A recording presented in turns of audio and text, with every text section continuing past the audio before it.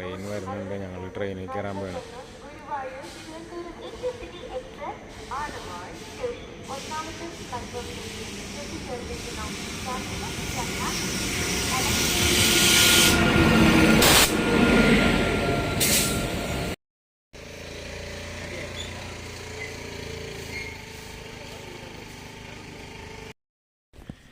ഞങ്ങൾ യാത്രയുടെ ഇടയ്ക്ക് ഇങ്ങനെ ശിവഗിരിയിൽ വന്നൊക്കെയാണ്.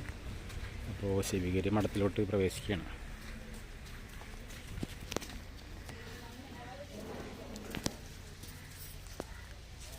അപ്പോൾ സ്റ്റെപ്പ് കയറിക്കൊണ്ടിരിക്കുകയാണ്. മഠത്തിലേക്കുള്ള വഴിയാണ്. നമ്മൾ എല്ലാം കവർ ചെയ്യാനില്ല, കുറച്ച് സ്ഥലം മാത്രമേ കാണിക്കുന്നുള്ളൂ. ശാരദാമഠമാണ് ഈ കാണുന്നത്. ഇത് ഗുരുപൂജാ മന്ദിരമാണ്. ഗുരുപൂജാ മന്ദിരം, ഗുരുപൂജ ഹാള്. ഭക്ഷണമൊക്കെ അവിടെയാണ് പൂജയ്ക്ക് ശേഷമുള്ള പ്രസാദം കഴിക്കുന്നത്. അപ്പം ശാരദാമഠം അതിലേക്ക് പ്രവേശിക്കുകയാണ്. അപ്പോൾ ശാരദാമഠത്തിന് ഒരു വെള്ളം വെച്ച് ആദ്യം ശാരദാമഠത്തിൽ കയറാൻ ഉദ്ദേശിക്കണം. അതിൽ വെക്കും, ഇങ്ങനെ ചുറ്റി വന്നാൽ മതി. അതിൻ്റെ മുൻവശം മാവുകൾ, പഴയ മാവുകൾ, ഗുരുദേവൻ്റെ സ്പർശമേറ്റ മരങ്ങളൊക്കെയാണത്. നട തുറന്നിട്ടില്ല, നട തുറക്കാൻ സമയമായിട്ടില്ല. നട തുറന്നിട്ടില്ല. ഞങ്ങളെന്നാലും ഇതിന് പ്രദക്ഷിണം ചെയ്തിട്ട് മുകളിലേക്ക് കയറാൻ ഉദ്ദേശിക്കുന്നത്. അപ്പോൾ വിഗ്രഹമൊന്നും കാണിക്കില്ല കേട്ടോ. അതൊന്നും ഫോട്ടോ എടുക്കാൻ പാടില്ലാത്തതിൻ്റെ പേരിൽ അതൊന്നും കാണിക്കുന്നില്ല, പറയുന്നില്ല. ഇതിൻ്റെ മറ്റു ചുറ്റുപാടുകളൊക്കെയാണ് കാണിക്കുന്നത്. നല്ല പ്രകൃതി സൗഹൃദമായിട്ടുള്ളൊരു അന്തരീക്ഷമാണ്. വൃക്ഷങ്ങളും നിറയെ മരങ്ങൾ, തണലൊക്കെ ഉള്ള സ്ഥലം തന്നെ. ചെറിയ മഴയുടെ ഒരു ഇതുണ്ട്. ഇതിൻ്റെ പേരിൽ ഒരു ചെറിയ കാലാവസ്ഥ അത്ര അനുകൂലമല്ല. ശിവഗിരി മഠത്തിൻ്റെ പ്രത്യേകത എന്ന് വെച്ചാൽ നിറച്ച് മരങ്ങളാണ് ഇവിടെ. നമുക്ക് എപ്പോഴും ഇന്നിപ്പോൾ ഇവിടെ മഴയാണ്, എന്നാലും നമുക്കൊരു വേനൽക്കാലത്ത് വന്നു കഴിഞ്ഞാലും ഒരു കൂളിങ്ങാണ് ഇവിടെ നിൽക്കുമ്പോൾ. ഇത് വൈദിക മഠത്തിലേക്കുള്ള ഒരു വഴിയാണ് കേട്ടോ. വൈദിക മഠത്തിൽ ഉള്ള പുൽത്തകിടിയാണിത്. നമ്മൾ ഭംഗിയായിട്ട് വെട്ടി ഒതുക്കി വെച്ചാക്കിയാണ്. നല്ല ഭംഗിയുണ്ട് ഇത് കാണാനായിട്ട്. ഇതാണ് വൈദിക മഠം. ഇതിപ്പോഴും മൂടിട്ട ഒരു ഇതാണ് കേട്ടോ. അവിടെ നല്ല ഒരു കൂളിങ്ങാണ്. മരത്തിൻ്റെ കൂടാണ് ഇനി. ഇവിടെയാണ് ഗുരു മഹാസമാധിയായിരിക്കണത്, ഈ മന്ദിരത്തിൽ വെച്ച്. ഇവിടെ വെച്ചാണ് നമ്മൾ C.F. ആൻഡ്രൂസും ടാഗോറൊക്കെ ഗുരുവിനെ ഇവിടെ വെച്ചാണ് സന്ദർശിച്ചിട്ടുള്ളത്. എനിക്ക് ഇവിടെ വരുമ്പോൾ ഏറ്റവും ഇഷ്ടപ്പെട്ട ഒരു ഇതാണിത്, ഈ വൈദിക മഠം. ഗുരു സമാധിയായിരിക്കണ ഈ മന്ദിരം എന്ന് വെച്ചാൽ നല്ല ഒരു അവിടെ നിൽക്കുമ്പോൾ നമുക്കൊരു സമാധാനവും ഭയങ്കര ഒരു ശാന്തമായിട്ട് നമുക്ക് തോന്നി ഇവിടെ വരുമ്പോൾ. ഭയങ്കര സൈലൻസാണ് ഇവിടെ. മണ്ഡലകാലം പോലെ തന്നെ ഇതൊരു തീർത്ഥാടന സമയമുണ്ട്. ഇത് ഇപ്പോൾ ഞങ്ങൾ കുറേ വർഷങ്ങളായിട്ട് ഇവിടെ വന്നിട്ട് കുറേ കൊല്ലങ്ങളായി. അപ്പോൾ ഇവിടെ എനിക്കിവിടെ വരുന്നത് ഏറ്റവും ഇഷ്ടമെന്ന് വെച്ചാൽ ഭയങ്കര പ്രകൃതി സൗഹൃദമാണ്. ഈ നമ്മുടെ ഗുരുവിൻ്റെ ഈ ശിവഗിരി എന്ന് വെച്ചാൽ പിന്നെ ഭയങ്കര സൈലൻസുമാണ്. അപ്പോൾ നമുക്ക് ഇഷ്ടപ്പെടുന്നൊരു സ്ഥലമാണ്. ഗുരു എന്ന് പറയുന്നത് പ്രകൃതിനെ സ്നേഹിച്ചിരുന്ന ആളാണല്ലോ. അപ്പോൾ അതുകൊണ്ടായിരിക്കും ചിലപ്പോൾ നമുക്കും അത് ഇഷ്ടപ്പെടുന്നത്. ഇത് റിക്ഷാ മന്ദിരമാണ്. ഗുരുദേവൻ ഉപയോഗിച്ചിരുന്ന റിക്ഷയുണ്ട്, കസേരയുണ്ട്.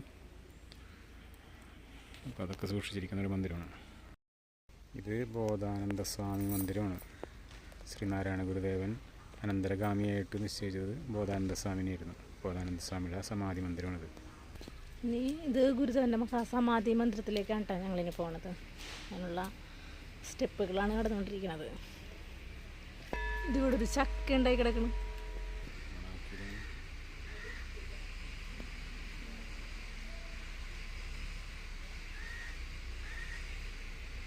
ചക്ക ഉണ്ടായി കിടക്കുന്നുണ്ട്.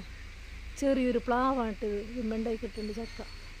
ഈ സമയത്തൊന്നും ചക്ക ഉണ്ടാവുന്ന ടൈമല്ലല്ലോ ഇത്.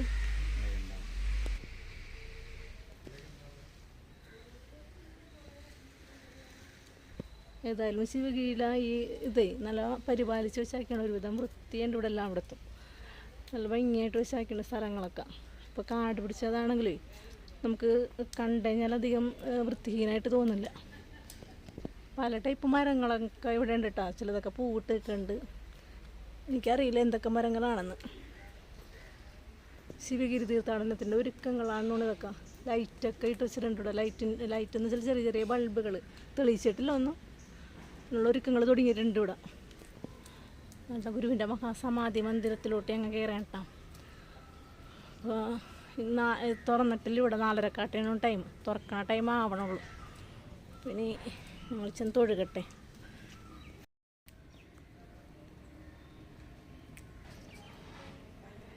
ആളുകൾ കുറച്ച് പേരുണ്ട് കേട്ടോ.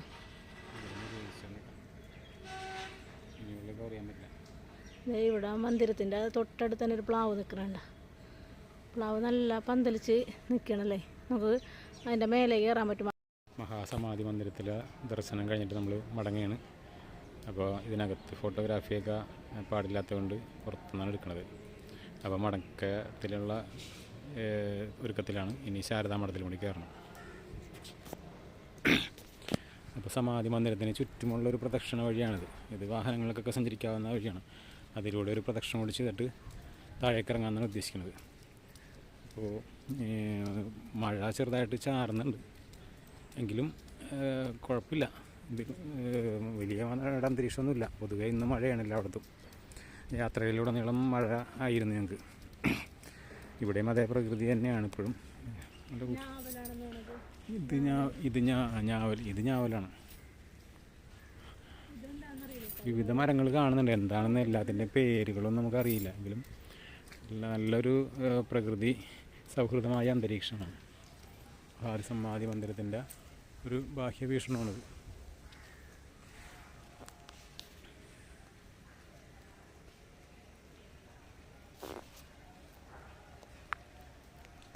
ഒരാളെന്തോ മരത്തിൻ്റെ കായൊക്കെ പറിച്ചു നോക്കുന്നുണ്ട്. എന്തെന്നാണത്?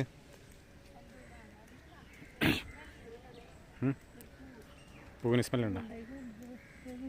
ആ, ഒരു കുഞ്ഞു പൂ കണ്ടിട്ടില്ലല്ലേ, ഉള്ളിൽ ചുവപ്പ്. സമാധി മന്ദിരത്തിൽ നിന്ന് ഞങ്ങൾ കീഴോട്ട് ഇറങ്ങുകയാണ്. ഇനിയിപ്പോൾ ഇവിടെ ഒരു ബ്രഹ്മവിദ്യ പീഠമുണ്ട്. അതായത് താന്ത്രിക വിദ്യകളൊക്കെ അഭ്യസിക്കുന്ന ഒരു മന്ദിരമാണ്. അതിൻ്റെ അടുത്തേ കൂടിയാണ് ഇനി ശാരദാ മഠത്തിലേക്ക് പോകുന്നത്. ഈ ബ്രഹ്മവിദ്യാലയമാണ് താന്ത്രിക വിദ്യകൾ അഭ്യസിക്കുന്ന സ്ഥലം. ഇപ്പോൾ ശാരദാ മഠത്തിലോട്ട് കയറിയാണ് ഒന്നും കൂടി. നേരത്തെ നമ്മൾ വന്നപ്പോൾ നട തുറന്നിട്ടുണ്ടായിരുന്നില്ല. ഇപ്പോൾ നട തുറന്ന് പൂജ ആരംഭിച്ചിട്ടുണ്ട്. അപ്പോൾ അവിടെയും കൂടി കയറിയിട്ട് ഞങ്ങൾ തിരിച്ച് മടക്കയാത്ര ആരംഭിക്കും. അപ്പോൾ എന്തായാലും ഇന്നത്തെ ഒരു ദിവസം ഈ രീതിയിലുള്ള ക്ഷേത്ര ദർശനവും ഔദ്യോഗിക കാര്യത്തിന് വേണ്ടിയാണ്. അങ്ങോട്ട് പോലെ ഇങ്ങോട്ട് വാ. ഔദ്യോഗിക കാര്യത്തിന് വേണ്ടി പൂജപ്പുരയിൽ എനിക്ക് പോകേണ്ട ആവശ്യമുണ്ടായിരുന്നു. അപ്പോഴാണ് പ്രീതി എൻ്റെ കൂടെ വരാമെന്ന് പറഞ്ഞത്. അങ്ങനെ ഇങ്ങനൊരു യാത്ര കൂടി പ്ലാൻ ചെയ്തു. അപ്പോൾ ഇന്നത്തെ ഇതുമായിട്ട് ബന്ധപ്പെട്ടുള്ളൊരവസാനം ആണ്.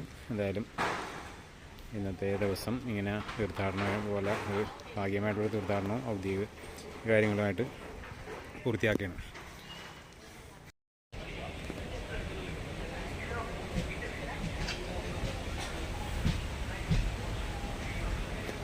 കായംകുളത്തെത്തിയിട്ടുണ്ട്. തിരിച്ചു വരുന്ന വഴിയാണ്. ഇൻ്റർസിറ്റിക്ക് തന്നെയാണ് രാവിലെ പോയതെന്ന് പറഞ്ഞല്ല, തിരിച്ചും അതേ വണ്ടി തന്നെ കിട്ടി. അപ്പോൾ ഇപ്പോൾ കായംകുളം ജംഗ്ഷനിലാണ്. ഏകദേശം 10:30 ആകുമ്പോഴേക്കും മാലി എത്തും.